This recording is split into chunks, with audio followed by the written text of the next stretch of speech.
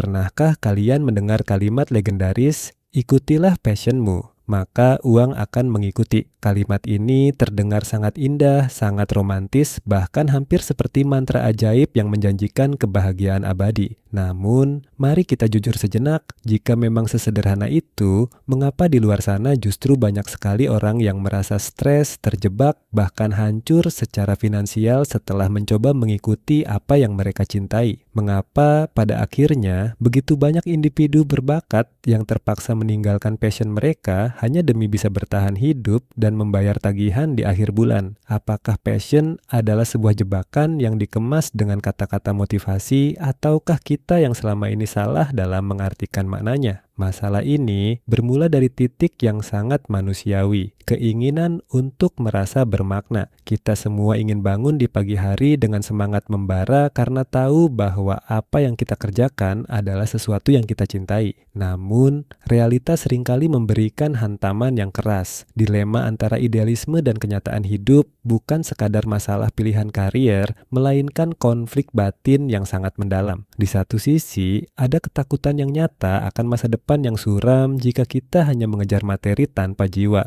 Namun di sisi lain, ada tekanan sosial yang luar biasa besar saat melihat teman sebaya sudah memiliki rumah, kendaraan, atau stabilitas finansial, sementara kita masih berjuang mempertahankan apa yang kita sebut sebagai panggilan hati. Kita sering merasa terjepit dalam situasi di mana menyukai sesuatu ternyata tidak otomatis mendatangkan penghasilan. Ketidakpastian ini menciptakan kecemasan yang konstan, tekanan dari keluarga, cibiran dari lingkungan, hingga perbandingan yang kita lakukan secara tidak sadar melalui media sosial membuat beban mental ini semakin berat. Kita mulai bertanya-tanya, apakah menjadi realistis berarti kita harus mengubur mimpi? Atau apakah menjadi idealis berarti kita harus siap hidup dalam kekurangan? Penting untuk kita pahami bahwa konflik ini adalah fenomena kolektif, sebuah tantangan zaman yang dialami oleh jutaan orang di seluruh dunia. Sehingga Anda tidak perlu merasa sendirian atau gagal jika saat ini sedang berada di persimpangan jalan tersebut. Di era media sosial yang penuh dengan kurasi kesuksesan, kita sering terjebak dalam comparison trap atau jebakan perbandingan. Kita melihat seseorang yang sukses menjadi travel blogger atau seniman, lalu merasa bahwa hidup kita gagal hanya karena kita masih bekerja di balik meja kantor. Kita lupa bahwa apa yang kita lihat hanyalah 1% dari puncak gunung es, sementara 99%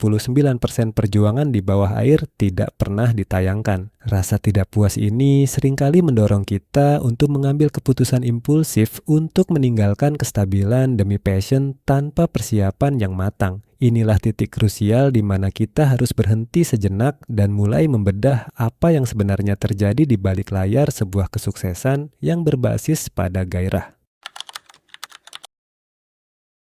Mari kita bicara tentang kejujuran yang seringkali disembunyikan oleh para motivator di panggung-panggung megah. Realita di lapangan menunjukkan bahwa tidak semua passion memiliki nilai komersial yang instan, dan yang lebih pahit lagi, tidak semua passion bisa diubah menjadi karier. Ada perbedaan mendasar antara hobi dan profesi. Passion tanpa dibarengi dengan keahlian atau skill yang mumpuni hanyalah sebuah hobi yang menyenangkan namun mahal. Untuk bisa bertahan di dunia profesional, dunia tidak hanya bertanya apa yang kamu suka, tetapi masalah apa yang bisa kamu selesaikan untuk orang lain. Inilah yang sering dilupakan. Pasar tidak membayar apa yang Anda cintai. Pasar membayar apa yang mereka butuhkan. Selain itu, menjalankan passion tanpa strategi yang matang adalah resep sempurna menuju kegagalan. Banyak orang melompat tanpa parasut, meninggalkan pekerjaan stabil demi sesuatu yang mereka cintai tanpa melakukan riset pasar atau menyiapkan dana darurat. Akibatnya, ekspektasi yang terlalu tinggi untuk langsung sukses justru berujung pada burnout. Ketika sesuatu yang awalnya Anda cintai berubah menjadi beban karena Anda bergantung padanya untuk makan, cinta itu perlahan bisa berubah menjadi kebencian. Masalahnya sebenarnya bukan terletak pada passion Anda, melainkan pada bagaimana cara Anda mengeksekusinya di tengah ekosistem ekonomi yang kompetitif. Passion membutuhkan struktur, disiplin, dan pemahaman ekonomi agar tidak sekadar menjadi mimpi di siang bolong. Kenyataan pahit lainnya adalah fenomena survivor bias, di mana kita hanya mendengar cerita mereka yang berhasil menaklukkan dunia dengan passionnya, namun mengabaikan ribuan lainnya yang gagal total. Bakat alami saja tidak cukup jika tidak didukung oleh ketahanan mental dalam menghadapi penolakan dan kejenuhan. Banyak orang yang memiliki passion luar biasa di bidang musik, menulis, atau olahraga. Namun mereka berhenti ketika sadar bahwa dunia profesional menuntut konsistensi yang membosankan setiap hari. Di lapangan, passion seringkali harus berhadapan dengan birokrasi, negosiasi yang alot, dan persaingan yang tidak selalu sehat. Tanpa pemahaman bahwa passion pun memerlukan kerja keras yang tidak menyenangkan, kita akan mudah menyerah saat tantangan pertama datang menghadang.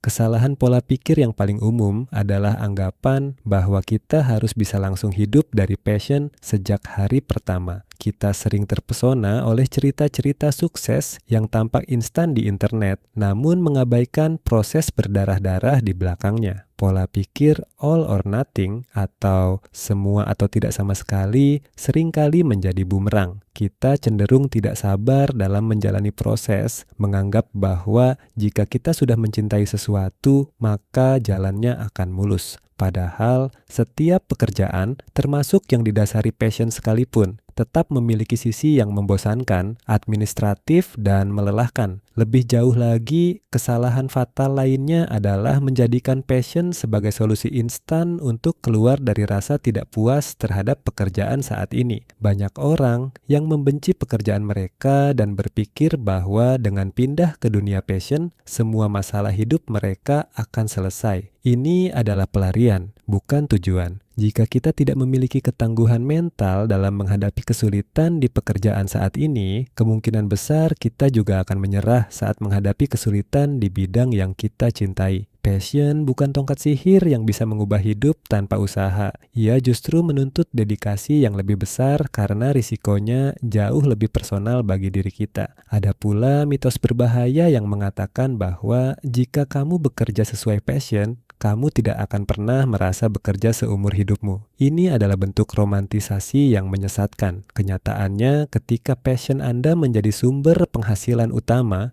ia akan mendapatkan tekanan tambahan berupa target, tenggat waktu, dan tuntutan klien. Terkadang, hobi yang awalnya menjadi tempat Anda melarikan diri dari stres justru berubah menjadi sumber stres itu sendiri. Pola pikir yang sehat adalah menyadari bahwa pekerjaan tetaplah pekerjaan. Dan mencintai apa yang kita lakukan bukan berarti setiap detiknya akan terasa seperti taman bunga. Kita perlu belajar untuk tetap mencintai prosesnya, bahkan ketika proses itu terasa sangat berat dan tidak menyenangkan.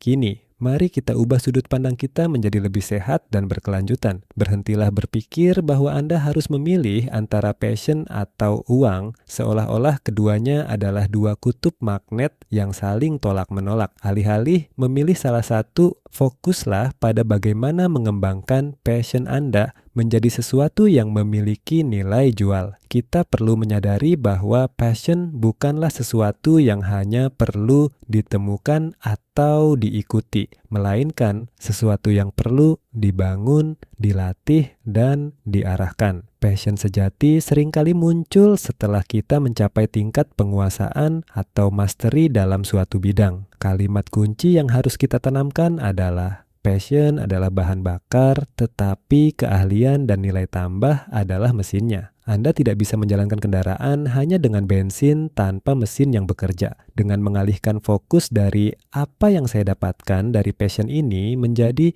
bagaimana passion saya bisa memberikan manfaat bagi orang lain. Secara otomatis, Anda sedang membangun jembatan menuju stabilitas finansial. Passion yang terarah akan menciptakan daya saing yang unik karena Anda melakukannya dengan dedikasi yang tidak dimiliki orang lain, namun keahlian yang terasah adalah alasan mengapa orang lain bersedia membayar Anda dengan layak. Pikirkanlah passion Anda sebagai sebuah modal atau aset, bukan sekadar perasaan. Sama seperti aset lainnya, ia memerlukan investasi waktu, tenaga, dan terkadang biaya untuk dikonversi menjadi sesuatu yang produktif. Jangan bertanya apa yang saya cintai, tapi tanyakanlah apa yang saya cintai dan dibutuhkan oleh dunia. Perubahan paradigma ini akan membawa Anda pada konsep ikigai, di mana Anda mencari irisan antara apa yang Anda sukai, apa yang Anda kuasai, apa yang dibutuhkan dunia, dan apa yang bisa menghasilkan bayaran. Dengan cara ini, Anda tidak lagi menjadi korban dari idealisme buta, melainkan menjadi arsitek bagi masa depan yang seimbang dan memiliki fondasi yang kuat secara ekonomi.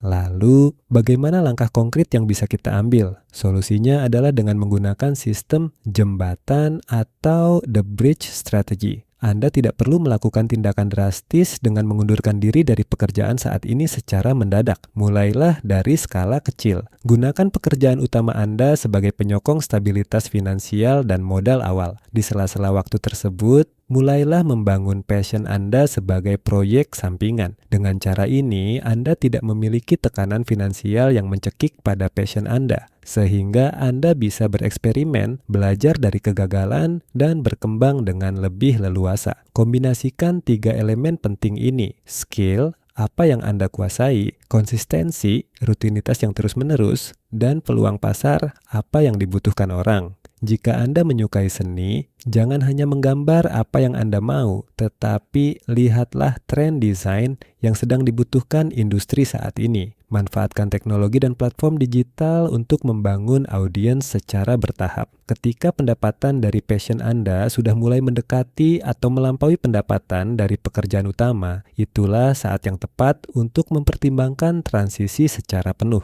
Ingatlah, stabilitas ekonomi memberikan Anda kebebasan untuk tetap idealis. Sementara idealisme tanpa stabilitas hanya akan membuat Anda merasa frustrasi dan tertekan. Penting juga untuk memiliki literasi finansial yang baik dalam proses transisi ini. Jangan gunakan uang dari pekerjaan utama hanya untuk konsumsi, tetapi sisihkan sebagai dana kemerdekaan yang akan membiayai impian Anda. Membangun passion membutuhkan waktu, seringkali tahunan, bukan bulanan. Dengan memiliki tabungan yang cukup untuk hidup minimal 6 hingga 12 bulan tanpa penghasilan, Anda memberikan diri Anda ruang napas untuk berpikir jernih dan mengambil keputusan strategis tanpa dihantui rasa takut akan kelaparan. Kesabaran adalah kunci. Biarkan passion Anda tumbuh secara organik tanpa dipaksa untuk menghasilkan secara instan, karena kualitas yang otentik hanya lahir dari ketenangan pikiran dan dedikasi yang tulus. Mungkin selama ini kita telah salah dalam memandang persaingan antara hati dan logika. Kita terlalu sibuk terjebak dalam dikotomi yang melelahkan antara memilih passion atau mengikuti realita. Padahal, rahasia dari hidup yang memuaskan bukanlah tentang meninggalkan salah satunya, melainkan tentang bagaimana kita mempertemukan keduanya di satu titik yang harmonis. Jangan pernah membuang passion Anda karena ia adalah bumbu yang membuat hidup terasa hidup.